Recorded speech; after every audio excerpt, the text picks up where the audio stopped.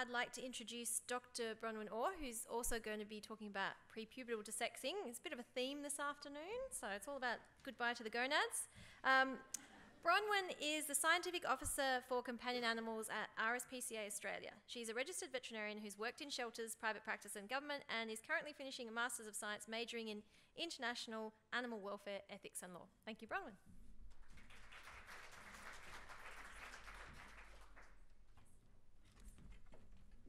All right, hi everyone. I just want to thank Getting to Zero, Nell Thompson, for having me here today and letting us have a chat about pre-pubertal desexing. So it's not a very sexy term, unfortunately. It's a bit of a mouthful, but I think it is an important term, which I will come to shortly. So I'll be mainly talking about the attitudes of veterinarians towards pre-pubertal desexing, how we can increase uptake, and I guess why it's important for us to get involved. I will be focusing on cats. So what is pre-pubertal desexing? And I guess how does it differ from early age desexing? I guess it's all comes down to what's in the name. So early age desexing, which is traditionally what shelters practice, comes around that 8 to 12 week mark. For kittens, we're looking at, sort of between the 900 and a kilo for the females. And so that's kind of I guess a threshold that we've set that we believe is fairly safe, we feel comfortable with, and we can do the anesthesia and manage those cats. So pre-pubertal differs from that slightly. It still falls under, I guess, the idea of early age desexing. But as you can see from this chart here, it actually does allow veterinarians an extra 4 weeks because what we're focusing on is desexing cats before they become sexually mature. So rather than the absolute earliest that we can do it at, pre-pubertal focuses on, well, at least just do it before puberty. Just make sure they don't get pregnant. Traditional, as you can see here, is around that 6-month mark. And we've already heard from Alana and Michael that, this is traditionally what vets are doing. So what's in the age? Why is it important? I mean, we probably all are aware here that cats generally become sexually mature around 4 months of age. The literature says that they can even become sexually mature at 3.5 months old, but generally it's around that 4-month mark. In Australia, it has been estimated that about 30% of owned cats are not desexed before 6 months. That might be small figures in terms of the bigger scheme of the cat management problem, but those 30% could potentially, conceive and have a litter. An RSPCA UK report from 2014 said that the promotion and the practice of pre-pubertal neutering by vets as the norm for owned cats is vital to tackling the cat population crisis. Because as we all know, 6 months is too late.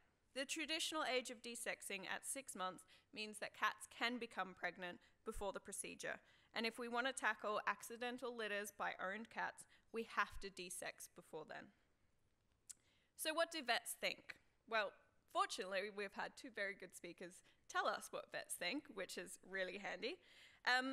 But the way I like to see it is that vets are the gatekeepers to pre-pubertal desexing. So we might support it, we might get the public on side and have a campaign and they might support it. Governments support it. In the ACT, they've had mandatory pre-pubertal desexing from 3.5 months of age for cats since 2001. So you would think that every cat in the ACT would be getting desexed at around this age. It's probably not happening. We have a survey being done at the moment looking at ACT vets and seeing what they're doing because it's often touted that if we have mandatory desexing at a certain age, that if we just get the government on board, then we're going to fix this problem. But if the vets aren't on board, it's not going to happen. So what they think is super important. How they feel about these procedures, what their concerns are, we need to not only know that, but we need to work with them on the solutions. So we have already heard some of these issues. I guess a big part of it is anesthesia risk and unfamiliarity with the procedure. So I worked as a shelter vet in my first year out, and I was fortunate enough to do a lot of early age neutering, and you become very confident and very skilled, and you realize it's a perfectly simple procedure.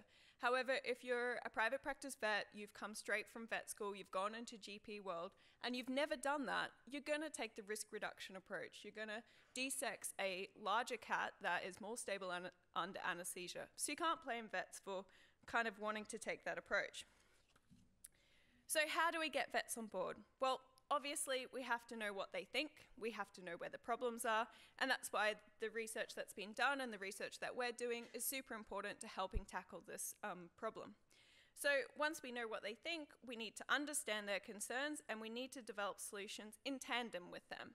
So, we can't just obviously tell them what to do. They are the gatekeepers. They need to be involved with this. And we also need governments and councils to come on board. If a government's going to go along and legislate that we're going to have mandatory pre-pubertal desexing, which is happening around the country, the Tasmanian Cat Management Plan has that in there, and in South Australia, they're currently debating at what age they should set the mandatory desexing at.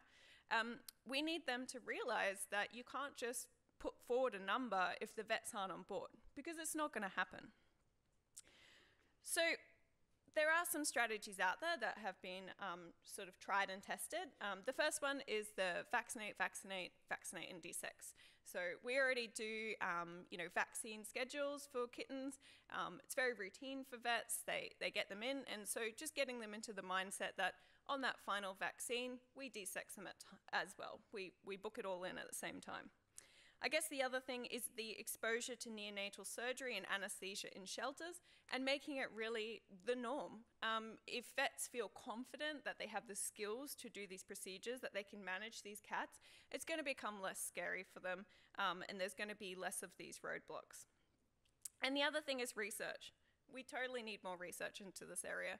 We not only need research on veterinary attitudes, but we need research on the long-term effects. If that's what vets want and they want more to read, then we give that to them. And I can think of no better sort of group of people to do that than shelters and organizations that already do early age desexing. I mean, setting up a longitudinal study where you examine the effects of early age desexing on thousands of cats, and you follow them over time, and you see if they do have increased behavioral problems or increased medical problems. That's the hard data that we need, and that's the data that we can provide as welfare organizations. So how can we work together? Well, I just outlined one way, and that is research. But I think that this is something that we can all work together on. This is one issue that rescue groups and shelters and animal welfare organizations and even government is pretty united on. We all want to see cats being desexed at an earlier age to prevent unwanted pregnancy. So there is a precedent for us to all work together on this issue. In the UK, they have the Cat Population Control Group.